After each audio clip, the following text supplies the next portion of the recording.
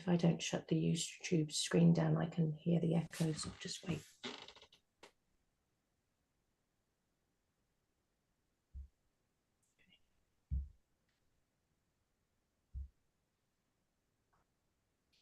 So hi and welcome to another weekly coaching session with my incredible global ambassadors of the Backyard Peace Project. And we come every week to have these deep, meaningful conversations, to shift consciousness, to challenge our ideas, to rethink things, to get perspective, because right now what's going on in the world, sometimes we need to just center and think outside of the box and think about other possibilities and how other people are experiencing the same situations as us. And so these are really important conversations to be having. So you're very welcome here. Always put comments in below. We love to hear from you. I get lots of inboxes about these meetings, so I really appreciate you guys being here. So thanks everybody for being here today. So I'm bringing a topic today which seems at the outset pretty easy, but I feel like when we lean in, it can get more complicated. So the topic is something that we were unpacking over the weekend, which is choose the world that you want. Now, choosing the world that you want, it can be a good thing. So like, in my opinion, I try not to doom scroll. I try to fill my algorithm with really great stuff that I'm sort of feeling like I want to be in the world, that the world is essentially a good place and people are essentially good. And so that's what I like to focus on in my world. And that's great. And I think it's healthy, but not to the point of avoidance, not to the point that we're pretending everything's okay when it's not okay. And also not to the point where we're completely devaluing or dismissing somebody else's experience of the same situation as ours. So, choosing the world that you want sounds great, but there's a lot of complexity there that we need if we want to be leaders, if we want to be conscious, if we want to be the best versions of ourselves and hold space for other people to become the best versions of ourselves. There are so many questions and so many considerations we need to take when considering that question. So, anybody want to jump in?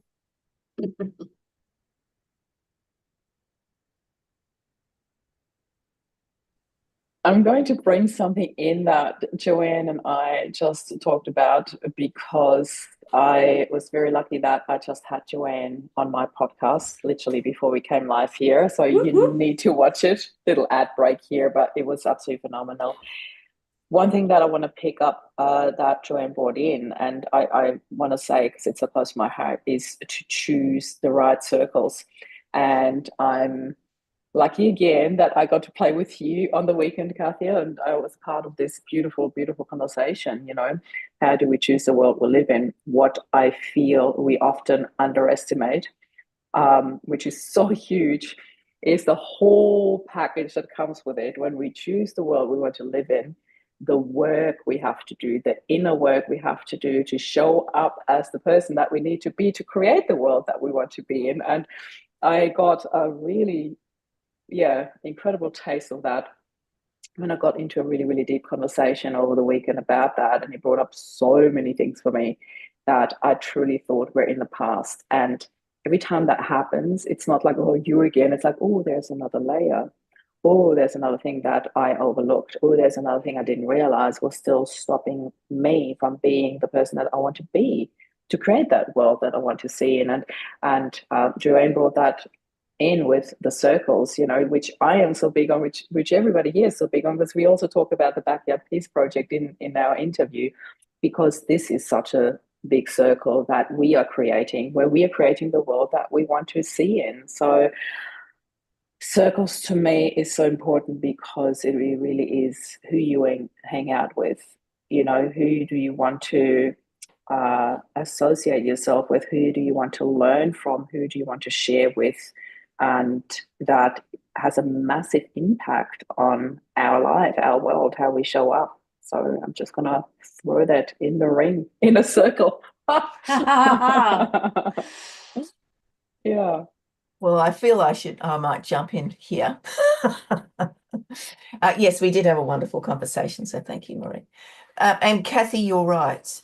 For me, the work that I do, it's super important about creating circles for ourselves.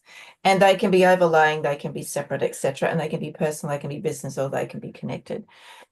But for me, it's a conscious decision. Like, if I could put some simple context to it, I've got a whole bunch of beautiful friends I've known for 20 odd years that we all put our children through. None of them have been self-employed. So a lot of the narrative that comes from them is not relevant to me, or when are you going to retire, Joanne? It's just a funny thing to say to someone who's self-employed, right? This is an entrepreneur. Why would I want to? But I've learnt in that circle to take it with good grace and to say, well, I don't have to take it from a negative perspective. Send it with love. But what I know is the importance of surrounding ourselves with the right people, and those people will shift and come and go in our lives, right? And they might come back. And I spoke about with you, Maria, somebody who impacted me a long time ago and is still somebody who pops into my life every now and then. So you're right, it's the layers. It's what's on the screen, what's on the face-to-face, what's on the interactions. How do you show up for others? I shared very briefly with Marie, somebody who went through a horrible trauma with cancer, 12-week cancer journey. And I decided to ring her every single day and just say, how are you? What's happening today? And so it's how you choose to turn up and be the person that you choose to be. For me, there's no space for, oh, it's somebody else's fault. I'm not going to be the victim. I'm not going to blame somebody else. We have to take ownership for what we do and how we do it. That's my little share. I love that you chose that example, because that is the snippet I took out as a sneak peek. Love it. Beautiful. Yeah, I think it's really important as well to surround ourselves with people that we're not necessarily 100% comfortable with. And what I mean with that is either they feel a little bit out of your league, or you feel a little bit of imposter syndrome when you're with them, but you're like, so basking in their light and going, oh my gosh, like I need more of that. I need to up level. I need to improve myself to be in this arena. But also surround yourself with people who are willing to lean in and have uncomfortable conversations with you. And one of the conversations I had this weekend with a person who's becoming a dear friend of mine, actually, which is lovely, and she said to me, I really feel the way that I go through a friendship and we deal with conflict together is what makes us the closest and brings us the closest together. So she said, it's great when everything's sunshine and roses, but how are you going to lean in when there's something a bit frictiony, like something a little bit difficult, something a bit uncomfortable? And she said, that's where I find that I travel through and really get the weight and the depth of that friendship, that you get that connection. So I think it's important to be open to sometimes leaning in to the uncomfortable and hearing stuff. I mean, I think I said last week, guys, I'm sorry, my head's a bit crazy today, but about my daughter and I having that conversation, and that was really hard for me to receive. If you want to know what that's about, watch the previous episode. But it was really, really hard for me to receive, but it was so important, and it was actually so beautiful, and it was so needed, and it brought us closer because we both leaned in. And I feel like we've come of an age at the moment, we're in a time where there's like instant gratification is the thing, right? Nobody wants to just delay. There's people want it now, they want it yesterday, they feel that they're entitled to it as well, they want everything to be easy. And yes, to an extent, we want things to be easy, they want things to be in flow, but you can do a 17-hour day and be in pure bliss and work your ass off, but enjoy every minute of it. Like, it's not about it's just going to land in my lap, right? It's about guided action. And so I just feel like there's been a message, particularly to the younger generation, not all of them. I'm not brushing everybody with the same brush, because I know a lot of amazing young people who are changing the world and showing up in miraculous ways. But there seems to be this, well, I deserve it. It gets to be easy, and I want it to be easy, and I want it now, and I want it yesterday, and I want instant gratification and that sort of thing. And we need to be able to go, that's not the way it is, and be open to the feedback of going, hey, it might be uncomfortable for you, but nobody owes you anything. Nobody owes you anything. You need to create the world that you want. You need to put the effort in. You need to make the connections, be genuine about them, and lean into the uncomfortable. Do you know what came up for me then? And thank you all for your patience while I finished doing my hair and off camera listening to you all. I had this thought, I think it might have been only yesterday. There's this idea that most of us will have been brought up with the concept that, God helps those who help themselves, right? But there's this culture that we also have that says that I have to be the only one to help myself. And it actually creates this incapacity to ask for help. It's like it's almost like for some of us, it's gone the complete opposite direction where we're not just, yep, I'm in here, I'm making things happen. We're so in there making things happen, but we have to do it ourselves, and we can't then ask for help and be supported and have the collaboration and the co-creation and the whether it's therapeutic support or nutritional support, it doesn't matter. Like, or even if it's just asking your neighbor for a cup of milk because you desperately need a cup of tea before you can get in the car. It's we've kind of, some people have taken it completely the opposite direction, and that's just as harmful as needing everything done for you. And I don't know, that was my musing yesterday. Do you think that's generational, Pip? I do. I 100% do, because I have 4 generations living on this property. And it's really interesting. I think I shared last week that my mum's love language is acts of service. And so is mine and my husband's, which works beautifully. But it's not for my children, which has been a real journey for my husband to go on. But when I think I had this realization a little while ago that my needing to be doing came from this idea from my childhood that unless I was doing, I wasn't of value. So, I had to reframe that to be, I choose to know that my value comes from being, not from doing. But I watch my mum, so my mum and her sister both live on our property. So they're both in their late 60s, early 70s, and they have this idea about what my children do and don't do, and whether that means they're of value or not. And they're very vocal about it, very vocal about it. But then we have this intermittent generation. So they're boomers.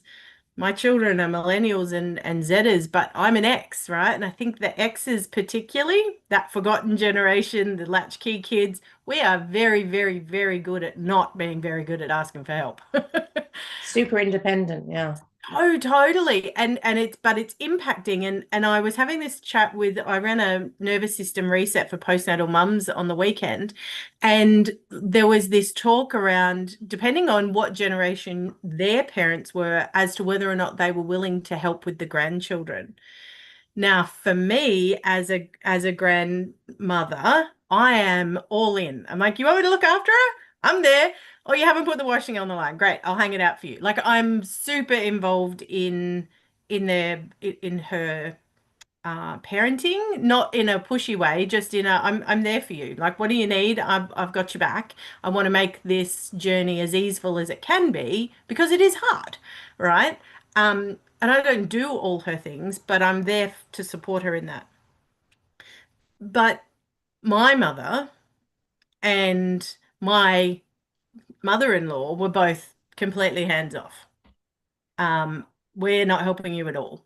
Unless, like, my mum would come for a week after I had a baby, and she'd come up once a year to spend time with the kids. That's fine. My in-laws lived 40 minutes from us and never looked after the kids. Well, I had them twice in 10 years, once because I was in hospital. And they just came to visit for an hour or so. So Trevor could come and visit me. Like, that's it. That's the level of support they gave. So I have an older cousin who's like, no, I'm not helping raise my granddaughter. No way.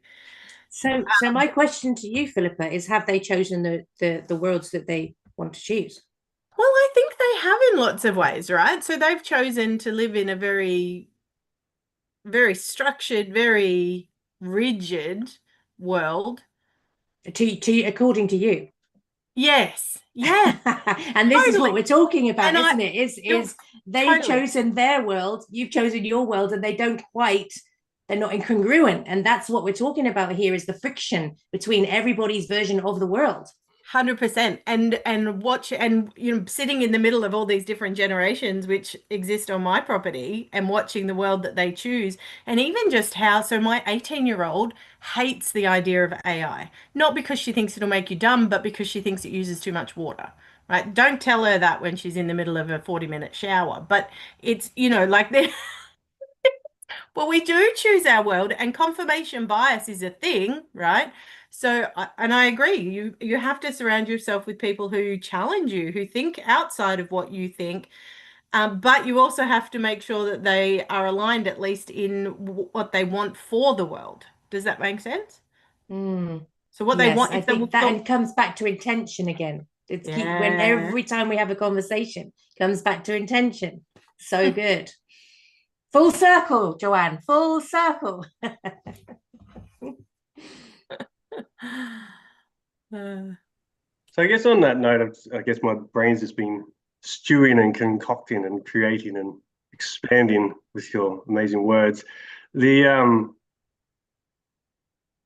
expanding and the creating your ideal world is something that I guess in my journey of personal development, there's a lot of people out there training people to have this euphoric understanding of what the world should be like.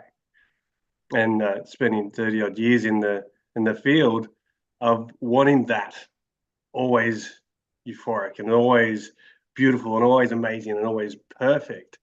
You'll get this many amount of people, you'll train them all, you'll get this amount of money, and then you'll save the world, which is fantastic and a huge dream. Yet they miss out the parts of the actually doing the work in between. And then sometimes you can fall back into the dystopia, where you're in the opposite, where everything's doom and gloom and challenging and hard. And I guess over the journey, and I guess as our information is to share into this space, is where did you learn the most? Or where did you get to a point in your life where you wanted to have this ideal world in your life? So understanding what got you there to think about, I want this. Because a lot of the time it's like, something's not working here, I want the opposite. Something's not working there, I want the opposite. This happened to me, I want to help people on the opposite and help them out of that problem or challenge or whatever it may be. So that the circle is understanding that everyone's got their own opinion, own beliefs, and own story and stuff that they've grown up with. And coming into that space, like you were saying earlier, Cathy, where you end up having a really good conversation, is coming in with an authentic heart and self, understanding that they may have a different opinion, but also just going, so do I, and believing in that. And when you just not in any other way, but coming in with in a space of love and understanding, saying what you mean and talking that way, and allowing yourself to be in a vulnerable state gives the other person permission energetically to do the same. And then the authenticity rises within those conversations. Now, I guess looking at how do we want our world to be in transference of our ideal dreams. And we want everyone to be in the same boat. And I think that's where the abundance comes into it, of how we live and how we share what we know and how we show up, that then gives other people permission to show up as themselves. If you're allowing yourself to be vulnerable in that state, it's not like, vulnerable and get everyone to stomp all over you, but vulnerable and saying, this is me, this is who I am, this is how I do my things. And, I've got ideas and that's okay. And you've got ideas and that's okay. So let's look at that 6 degrees of separation in the circle. Everyone could just leverage off each other. Like this group, like everyone's got ideas and different stories of what we've done. And then we step into a space of collaborating our consciousness into this amazing information form of, that's the ideal world of collective thoughts, of collective actions at a higher level where everyone's in a space of support and nurture, no matter where you're at. You could be in a good time, bad time, everything else, but just being there and just allowing your authentic vulnerability just to say, hey, I am good today, I'm not good today, need help, don't need help, all the rest of it, and just giving ourselves permission to see the world that we want and understand that the work is necessary sometimes because our own beliefs and own upbringings challenge us when we go against that. And so the hard times is a great lesson to go, what's holding me back? Is it true? Can I really do this? And what's one step closer that I can get to my ideal world?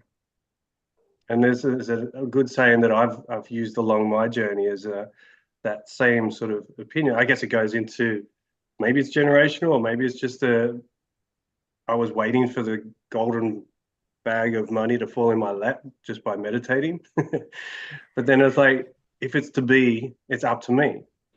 So in every moment, like I've been scared and fearful and anxious about stepping up on stage and talking and presenting. And I was like, no one else is going to get up there but me. If this is what you want to do, it's up to you. So it's like giving yourself permission and giving yourself a pep talk sometimes when it's hard and when it's scary. That gives you that space of stepping into your ideal world. And then once you do those, and the energy that you have and the inspiration you get, like I feel after these conversations every time, it's just like, wow, that's so cool. It doesn't have to be this 10-year track. It's like in moment to moment, your ideal world is happening if you choose. So thank you. Do you know what's interesting? I love that, Paul. I do. And I recently took over, so I do a lot of work in the advocacy space around birth and maternity services and that sort of thing. And I have done for a long time. And it's been interesting because a lot of the stuff that is on my page, comes up around lots of other topics and lots of other causes that there are. And I think, I'd love to be able to, like I can't. I'd love to be able to bang on more than one drum, but I actually can't do that effectively. And so in lots of ways I avoid some of the information around those things because they don't necessarily serve where I'm at right now.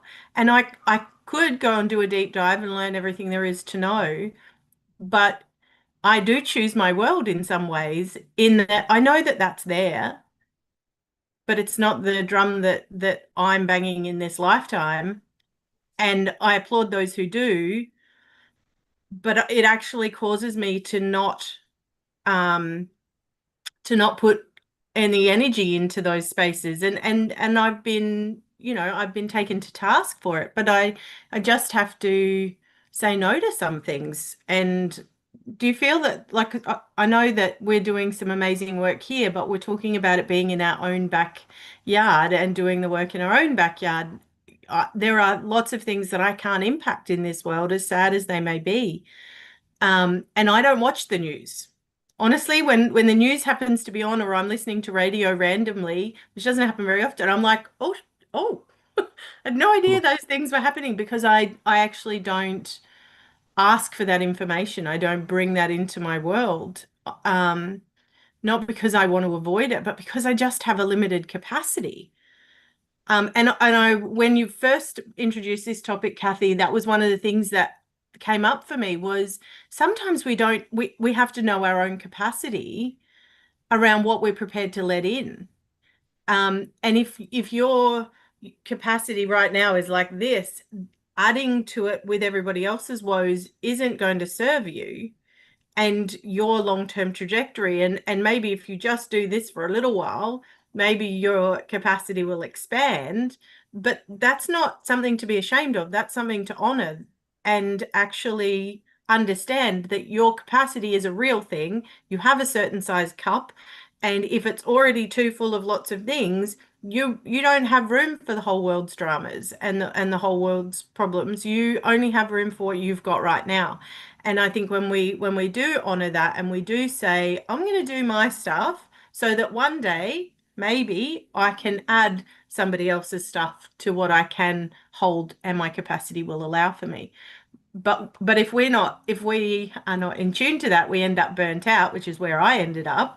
We end up burnt out and we can't help anybody, including those who we are responsible for and to. Yeah. It's interesting that you're bringing this topic up, Cathy, because I had a situation, gosh, days go by so fast, but I think it was yesterday. And somebody a family member brought on a very impromptu conversation that really should have been, hey, I need to talk to you about something. Can we plan some time? Rather than I literally was dropping something off and they were telling me how unhappy they were because I didn't make time for them to spend time with me on my birthday.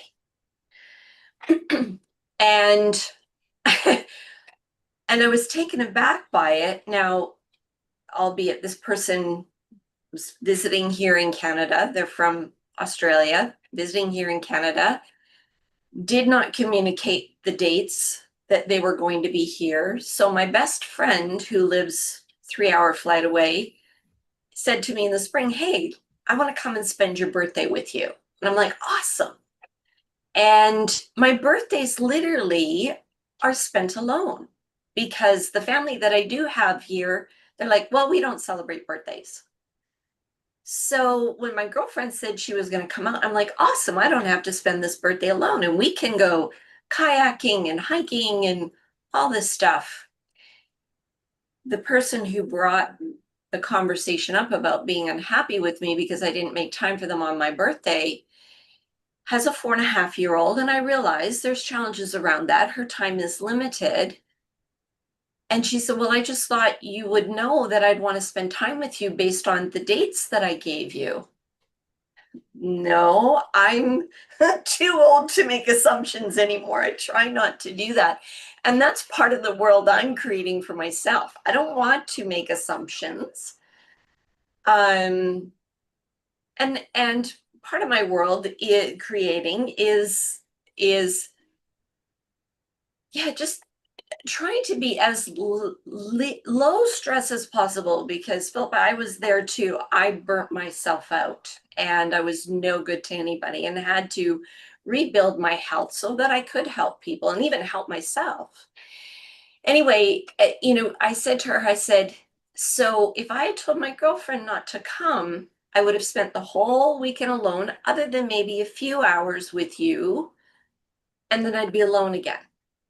So I said I didn't want to do that. And you might think that's selfish of me, but I wanted to have a really fun weekend and do the things that I love doing. But I thought it was unfortunate that she caught me in a moment of, I literally had 5 minutes to drop something off to her so she could put it in her suitcase. I had to get back for a client meeting. And and so that's also, I guess, part of it as well too, is when we're creating our world and these types of conversations that can be very vulnerable and very heart-centered, they need to be planned out so that they are dealt with. Because now my head's going, because of all the things she said to me, my head's like, what? And I'm trying to not let that bother me and let it fester. So now that, she's back home in Australia, fine, we'll arrange a call and let's talk about this further. But I found it so interesting, and my aversion to it, that's not my stress. That is your stress. And I apologize. But also I don't make assumptions. You didn't communicate. And so I think communication is a very big part of the world that we create. And that communication has to go so many different ways. Even like you're saying, Philippa, with your kids and their love language as compared to the rest of you, and figuring out how do we live in this world together when we're all so different. And assumptions can be such stumbling stones in creating the world that we want to see, right? And I just want to say happy birthday. And I want to say How was your weekend? Did you have a good birthday weekend? I had a fantastic birthday weekend. My girlfriend's a real foodie. We love to cook at home. Love it. So we bought fantastic ingredients. We made some fantastic meals. But just the fact, I will not go kayaking alone. I just don't think it's wise to go, because we've got like oceans and inlets and all that kind of stuff that are very deep. So the cherry on top was the 2 hours of kayaking early in the morning when the water was still, and there was hardly anybody around, and that just set the whole weekend for me, and it was incredible. But if she hadn't come, I wouldn't have been able to do that. So you created the world you wanted to see. I love it. Exactly. That's I beautiful. love what you're saying, Connie. And interestingly, one of the conversations I had this weekend was within the world, because we were talking about also the inner world we want to create and the outer world we want to create. And I was saying that with my inner world, I feel disappointed with myself sometimes that something happens and I do have a big emotional reaction to it privately, for sure. But I just think I should be more evolved than this. Do you know what I mean? When you're feeling these human emotions and they're big. And I was talking about working through them and making sure I respond when I've come back to love, right? When you come back to center and you can see everybody as divine beings and we're all connected and we're all this and that. But initially I can have quite a human response, and I was saying that's what I'm working on, is to be more even and not have such emotional responses. So I get what you're saying, Connie, about having to afterwards, you're like working through those emotions, going, hang on a minute, and you're like having the conversation in your head because you didn't have time at the time, and that's a whole other thing. And then what you were saying, Philippa, which I really loved, about deciding what you can bring into your world, what you can't bring into your world, what you want to bring into a world, what you don't want to bring into your world. But what I love as well about what you were saying is not condemning the other side. And what came up for me was there's a family I know of that decided they were going to homeschool all of their children, and there were a lot of children. Fine, no worries. But what was interesting is then all of the online hate they spouted for mainline education, and that people that were sending their children to school were this, and this, and they didn't know this, and this because this, and this. And I was like, this is like not the jam, guys. Do you know what I mean? You've made a decision for your family. Totally respect and honor that. So respect and honor everybody else's decisions, right? We don't need to condemn the other side, the other decision making. And what was interesting was they did it for several years. And I'm not going to go into too many details, but it didn't go too well. And now they're all back in the same school in the mainstream education that they was like having a go at. And I'm like, that's a little bit awkward, isn't it? How did you have that conversation? And this is the thing, because it's about being able to show up and honoring each other's experiences and decisions within those experiences.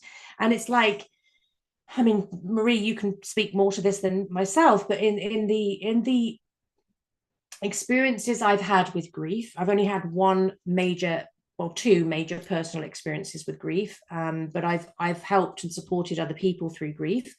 And one of the conversations I had when Sky was a baby, so like 20 years ago, with a friend of mine, was her brother had been and just killed, and the family all responded very differently, and she responded very, very differently. Like she was like, I'm moving to Greece, I'm doing this, I'm doing that. And all of the family were condemning her, saying, you can't do this, you can't do that, da, da, da, da, da. And I spoke to her and she said, what do you think? And I said, well, I suppose you ask yourself a question. Am I knee-jerk reacting? Am I trying to escape something? Or do I feel in my body this is the right thing for me to do? And she said, I feel in my body, like with every cell in my body, this is the right move. She said, I know it doesn't make any sense. And she went on to get married and have 2 children in Greece. So it's obviously that was her calling. She was supposed to go there. But it's about giving other people the space to create their own worlds. And that might not make any sense to us. Yeah. It is so interesting because it is really easy and quick for people to judge on how they think that you should be handling your grief. Like I could talk about that for hours, but I just want to say this one thing. When you are in that situation, that line that you just said, I really want to speak on that, and I'm going to keep it to that. The escaping from grief. It is so easy for people to judge it as that, because that exact same thing happened to me when I decided to take the boys and travel around the world for 2 months. You can't escape grief. You can't run away from it. I'm like, I'm not. It's coming with us anyway. It's in the hand luggage. It's right there. And there is something to be said that there is a difference how you handle your grief when you are sitting at home under the Christmas tree with one very important person missing and you feel the weight of it, or if you are sitting in a pool in the Maldives overlooking the ocean and having the conversation about Santa not being real and the tooth fairy not being real. I was not ready for that conversation in that particular year. I'm like, give me one more year, please, one more year of innocence and childhood. And yet, was that conversation easier in a pool in the Maldives than sitting alone at home? Yes, absolutely. I stand by my position, by my decision that I made. I freaking love what I did with the boys, for myself. We still talk about that journey now. And no, we did not outrun grief. It was still there. It was still with us, but it was so much easier to handle it the way we did. And even in that close proximity, having the boys so close to me and feeling that we were closer than ever, I only just learned, and I'm so happy to share that. And I know I've got permission because it's part of what Jed has contributed to my book that's coming out. So the boys are actually co-writing a chapter with me in that book, which is so beautiful. And one thing we talk about, he looked at me and said, I know what I'm about to say is confronting for you, Mum. And I said, bring it, bring it. I'm open to it. And he said, you know how you always say, and you often say that in podcast interviews, et cetera, that our family has gotten so much closer since Dad passed. I said, yeah. And he said, well, I feel the opposite. And it wasn't even like a, oh my God, that hurts. It was like, wow, all right, like, please share more about that, you know. And he said, he explained how he felt it and how our family was falling apart. And I explained how I felt it. And then we both realized, and that was the most beautiful part of us coming together in this is our truth of the exact same thing. So my perspective was, Rob was such a hands-on husband, lover, partner, dad, everything. He did everything with and for us. And so when Rob passed away, Jed felt the absence of that. So there was this lack and this falling apart, and there should be this really important part in my life still, and he's not. So for him, the family was falling apart. For me, on the other hand, now I did everything that Rob was so hands-on with, I did on top of what I already did. So for me, it was closer. And for Jed, it was further apart. But we were looking at the same thing. The most beautiful part, though, was that I'm sitting here on this very table with my 15-year-old son talking about this perspective from such a beautiful, healed distance to the intensity that we felt when it first happened. And that was amazing. And the conclusion of all of that was that we have created the life that we wanted. And he said, from my perspective, you have done everything you could to create the most beautiful life for us. But this is a fact that I see differently. And I was sitting here completely gobsmacked and in awe of my 15-year-old to be able to express something like that in such a mature way. So I'm like, yeah, I certainly have done the right things by him, and it's beautiful to hear that from him. And he feels safe enough to express something that he thought would be really confronting to me. And it wasn't actually as much. It was his truth, and it was beautiful to see that, that different perspective. Yeah, I didn't expect to share that today, but I really felt that was a beautiful thing to share in that space. So thank you. And it's so beautiful as well, what you've articulated, Marie, of even within the same family, having a very different experience. And it's, I know my children do not experience the same parents as each other, because my kids are all different. They've all got different requirements. They've all got different ways that we approach things. And, so they get different versions of us, even though the foundations are pretty solid, but it's an interesting thing. So as we're closing off, round up this question for me. Everybody feel free to jump in and give me your perspective. But how do we create the world that we want within the world that we've got?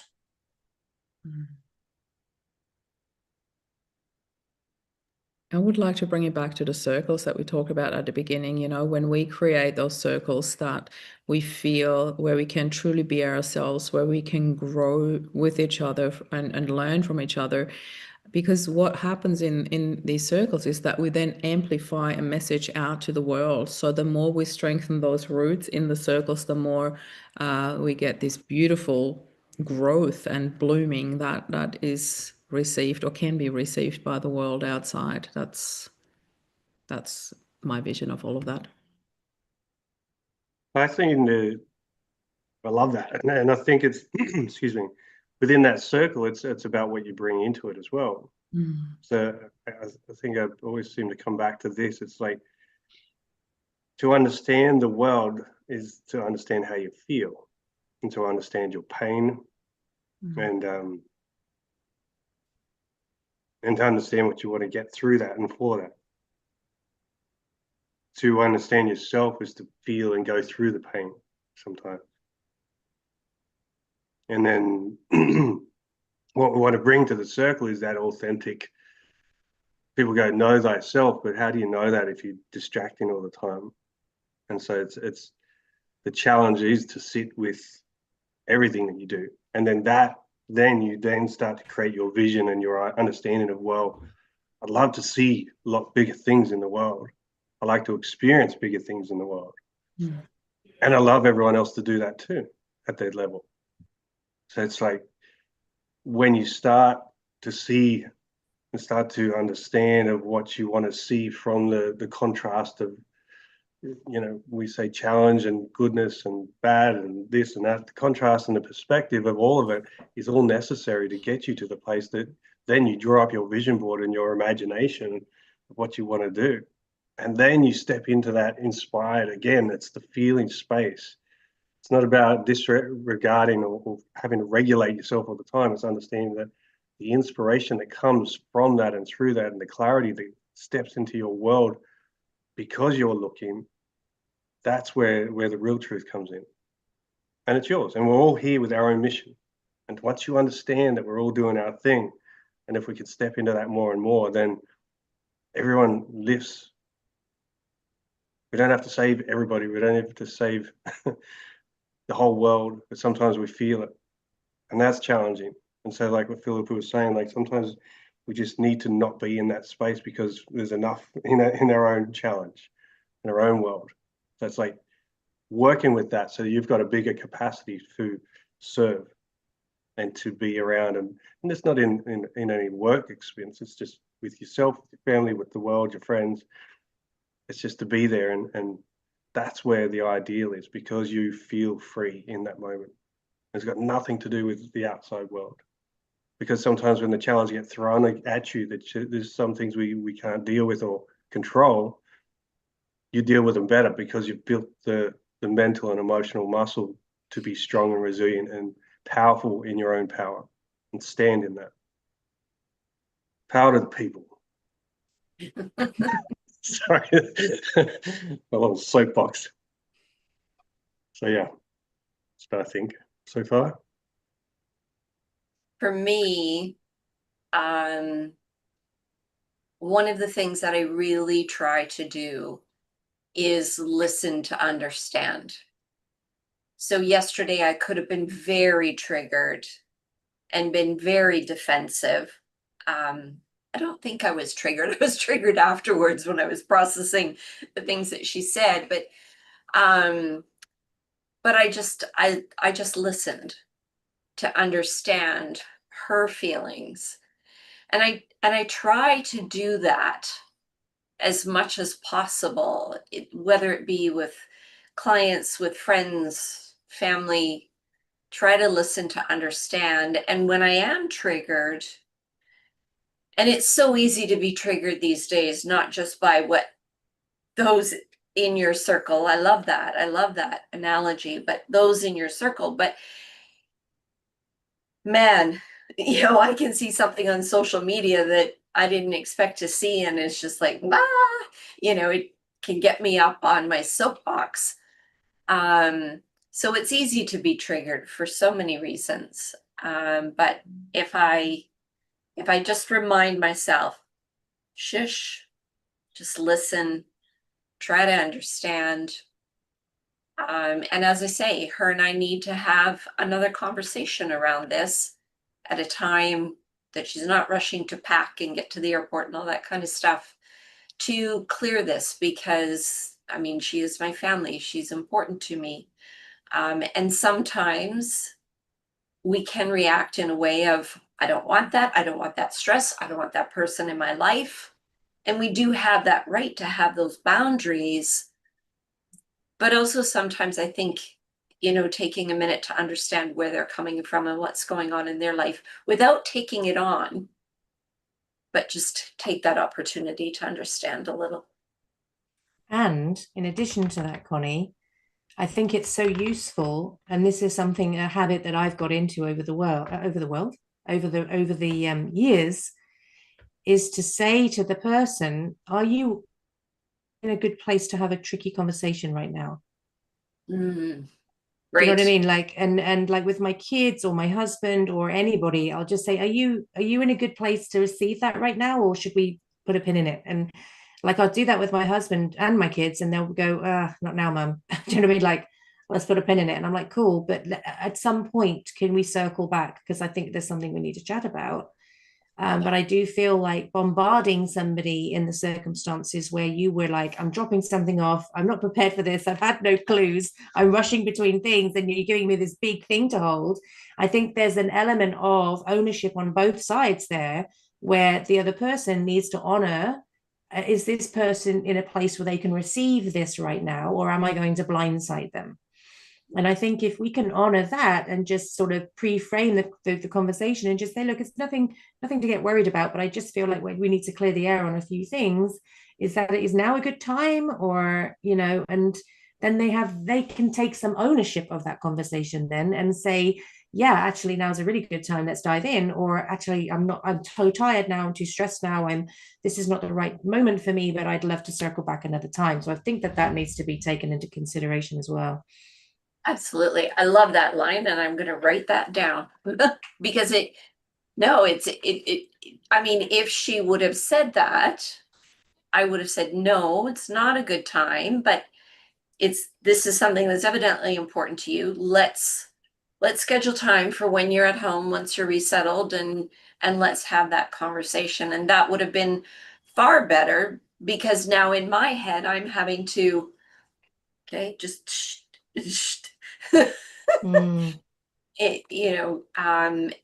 and also wanting to make sure that when we do have the conversation, I'm not the one saying, well, you said this and you said that, and let's both come at it at a place where we can talk it out, understand both sides, and move forward so that the relationship's not damaged or cracked. Or I think even that in itself, the framing of the conversation is really important, because sometimes when it's really tricky, I will pre-frame the conversation and say, okay, what I'm going to say, I'm not sure how you feel about it. This is our buzzword, guys. This is my intention.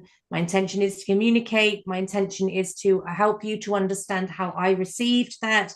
I understand that you might have felt differently. So I think when we sort of are proactive in the parameters of the conversation, that sets it up for a much more success. Yes. To say, this is how I would like this conversation to go, and these are the outcomes I would love us to have. So let's pre-frame the conversation around those parameters, and then hopefully we can be on the same page with it. Yeah, I love that. Thank you, Cathy. I think in terms of how do we, your question around how do we create the world, or how do we be conscious in that? I think the other buzzword we often talk about is curiosity, right? And so I'll bring that back again, because for me, a lot of this comes down to being curious about what is coming up for me. Connie talked about triggers, and, if you're triggered, being curious as to why. I've developed this little, in the Mother Awakening, it's the trigger awakening map quiz. It's just 5 questions, but what it does is it actually creates this awareness of what is happening and then what sits behind that. But what I love about it is that it creates this opportunity to be really curious about that. And the underlying core message is that your triggers are not a bad thing. They are your message. They are the message that tells you what you need to heal. They are the thing that said, because we shouldn't have to live with triggers, right? But if there's something there, if you're experiencing an emotion or a trigger or something else, assuming we're using the word trigger in its correct capacity, but we have it's telling us that there's something that needs to be healed. And unless we get curious about, well, what is that and where does it come from, we're never going to learn the lesson or heal the thing. So for me, if something comes up for me or I see something come up for someone else, my curiosity says, that's interesting. I wonder where that comes from. And if it's about me, okay, I'll dive into that. Where does it come from? Do I want it? Or is this my opportunity to change it? If it's for someone else, do they want support? Do they want change? Is this where they're at right now? Because lots of people aren't ready to remove those things. But for me, all of those things are just messages. And if we can remain curious without judgment, we can often find the message in it, learn the lesson, do the thing, take the healing, and then be a better person tomorrow, or a wholer person, or a more evolved person, or a more awakened person, or whatever it might be. Just a more calm person would be great sometimes, right? Like yeah, I love that, Philippa. Thank you. Such a great way to end. All right, guys. Well, thank you so much for this conversation. As always, it was juicy and complex, and there's no right answer ever. There's always just perspectives and, as you say, Philippa, leaning in with curiosity. So thanks so much for being here, and thank you so much for joining, guys, and we shall see you next time.